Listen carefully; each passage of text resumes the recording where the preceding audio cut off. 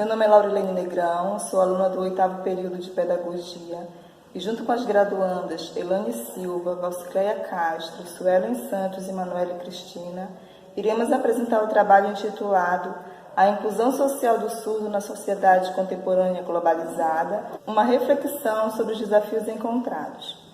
A inclusão é um tema que está em evidência em todas as áreas da sociedade: educação, saúde, lazer. Portanto, a concepção de deficiência vem se modificando historicamente, ao passo em que as condições sociais são alteradas pela própria ação do homem. De acordo com o IBGE, em 2010, no Brasil existiam 9,8 milhões de pessoas com deficiência auditiva.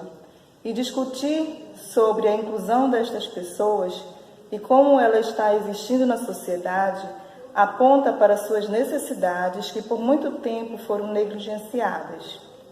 Postos à margem, em situações culturais, sociais, os surdos muitas vezes não são vistos pelas suas potencialidades, mas pelas limitações impostas por sua condição. São definidos como deficientes e, portanto, incapazes. Isto se dá pela dificuldade na aquisição da linguagem, e esta dificuldade acontece pela falta de intérprete de Libras durante as aulas, o que dificulta o aprendizado do aluno portador de necessidades especiais. Perceber a situação vivenciada pela pessoa com surdez na sociedade nos levou a pesquisar esta temática voltada para o estudo e a compreensão do modo de vida da pessoa surda. Sabemos que existem leis, portarias, decretos que regulamentam a inclusão dos surdos na sociedade, mas o que percebemos é que na prática esta inclusão não acontece, e quando ela acontece é de forma precária. Por isso, o objetivo deste trabalho é discutir sobre os desafios encontrados pela pessoa surda na sociedade, como a sociedade se relaciona com ela e vice-versa. Para tanto, nosso trabalho está pautado em pesquisa bibliográfica, procurando sempre nos manter de acordo com autores que escrevem e falam sobre o tema.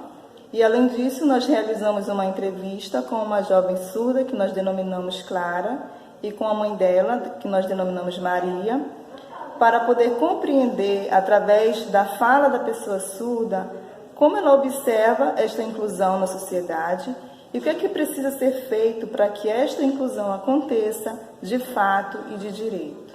Ser a história do surdo, podemos perceber que eles tiveram muitas lutas e também muitas conquistas.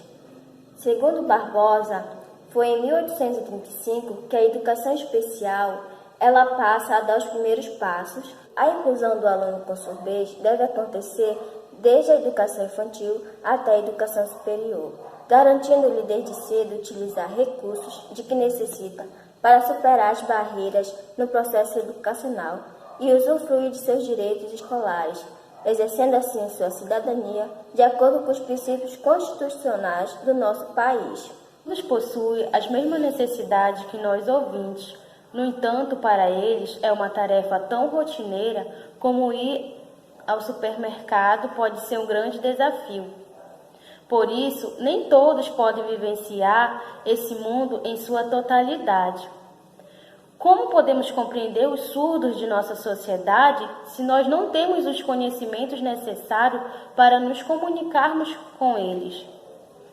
Há muito pouco interesse em aprender Libras, e esse é um dos fatores que afastam os surdos de atividades cotidianas, fazendo com que tudo seja mais difícil. Em 2017, mais de 24 milhões de pessoas tiveram que pensar sobre as dificuldades da inclusão de pessoas com deficiência auditiva no Brasil. Isso porque o assunto foi tema de redação no Exame Nacional de Ensino Médio. Quando se fala em comunicação, é preciso pensar na importância da língua brasileira de sinais Libras, reconhecida como a segunda língua oficial do Brasil, de acordo com a Lei 10.436/2022. Vale ressaltar que a inclusão não está ligada somente a alunos, mas também a professores surdos, que durante o Congresso de Milão, através da implantação do oralismo, a figura do mesmo desaparece, fazendo assim que a desvalorização dos surdos aconteça dentro da sociedade. No caso das pessoas surdas, não podemos deixar de reconhecer que, como nós, aproveite todos os momentos do trabalho, ao lazer, da vida em comum com os amigos, familiares e ao convívio social pleno, aptos a serem tão iguais a nós ouvintes. O que nos diferencia é apenas a língua. Uma vez desenvolvida a linguagem específica para os surdos, estes não encontram mais problemas para expressar seus pensamentos, aspirações e conhecimentos. É importante destacar o apoio familiar desses indivíduos, dentro e fora do espaço escolar. É indispensável para o crescimento educacional desse aluno surdo e sabemos que o primeiro contato social que esse aluno tem é o contato familiar. Segundo Negrelli, a participação familiar na comunicação do surdo por meio de sinais possibilitará a esse indivíduo a integração com o mundo e tornará o convívio mais agradável e feliz. Sabemos que a realidade é totalmente distorcida do que está escrito no papel. Ou seja, hoje, para esse aluno ser atendido dentro de sala de aula, o professor tem que estar qualificado, tem que estar capacitado para atender a esse aluno. A partir do momento que ele atende esse aluno, ele acaba atendendo a sala toda, ou seja, um todo em sala de aula, não apenas um aluno.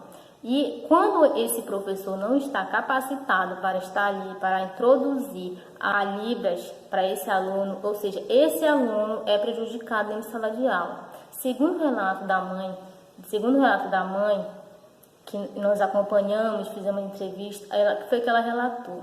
Ela relatou que quando a filha dela começou a ter convívio dentro de sala de aula, ela teve uma grande dificuldade no aprendizado, porque não tinha professores qualificados para atendê-la dentro da sala de aula. Ou seja, o acompanhamento da escola dela não cresceu, apenas diminuiu. Ela não avançou no estudo. O que acontecia? O professor explicava na oralidade e a criança não entendia, porque a criança era surda. E esse professor não tinha a capacitação e formação na língua brasileira de sinais, Libras. E essa aluna ficava cada vez mais distante dos outros alunos em sala de aula, ou seja, só não houve a evasão porque a mãe dessa aluna buscou se qualificar para ajudar a filha dela em casa. E o professor que era para fazer isso acabou muitas vezes deixando, não é porque ele quis, é porque ele não tinha a formação para atender esse aluno.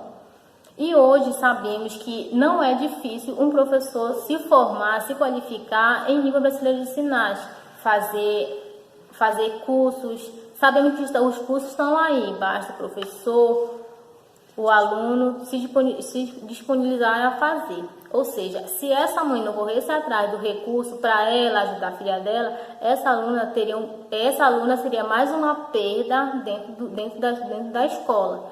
Hoje, o índice é muito grande desses alunos surdos fora da escola, porque são poucos professores para atender uma demanda grande de alunos com dificuldade, não só a surdez, mas tem outra dificuldade intelectual, aluno autista, aluno cadeirante, ou seja, tem muitos professores que não estão qualificados, não têm formação para atender esse aluno. Existem muitos professores, sim, para atender a classe que nós dizemos, entre aspas, normais, e esses alunos acabam ficando de fora desse contexto educacional que nós fazemos parte. Então, ou seja, nós como professores devemos buscar se qualificar para atender não apenas aquela pequena demanda, mas sim um todo em sala de aula, não esquecendo daquele aluno que tem dificuldade intelectual, tem dislexia, é cadeirante, é autista, é surdo, mas se nós buscarmos se qualificar para não deixar esse aluno de lado, não perder esse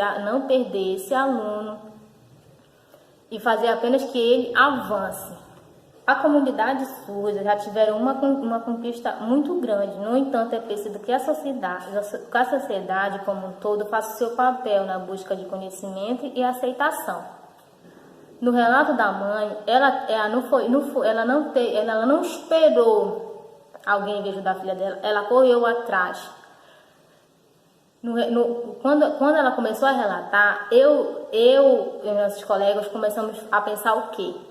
Que nas escolas, nas empresas, nas instituições precisa o quê? Qualificação para os profissionais, tanto o que exerce na área da educação, quanto em qualquer outra área, porque esses alunos surdos não são atendidos apenas em escolas, mas sim em todas as instituições. E essa mãe procurou buscar melhoria para ela introduzir a filha dela no espaço social, não só dentro da escola, mas também fora da escola.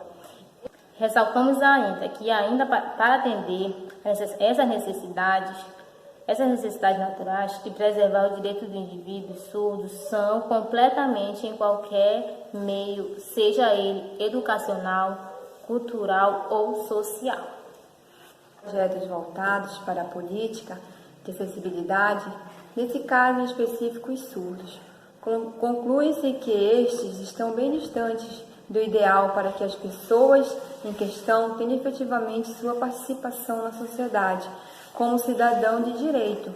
Garantir esse acesso deve ser ato prioritário, observadas suas peculiaridades, bem como os preconceitos que ainda insistem como obstáculos do entendimento da inclusão efetiva e satisfatória. Cabe ainda considerar que esses cidadãos carecem de oportunidades que possibilitem o desenvolvimento intelectual e profissional destes. Para tanto, faz-se necessário investir tempo e recurso, especificamente na formação, a qualificar profissionais para alinhar a inclusão de pessoas com deficiências a essas leis. Trata-se de um tema prioritário, pois além dessas pessoas com deficiências, também a sociedade em geral deve sim ser encorajada a participar de cursos de formação em Libras, pois entende-se que só será possível assegurar aos surdos a participação social sem restrições se todos estiverem inseridos nesse projeto: família, comunidade, sociedade e Estado.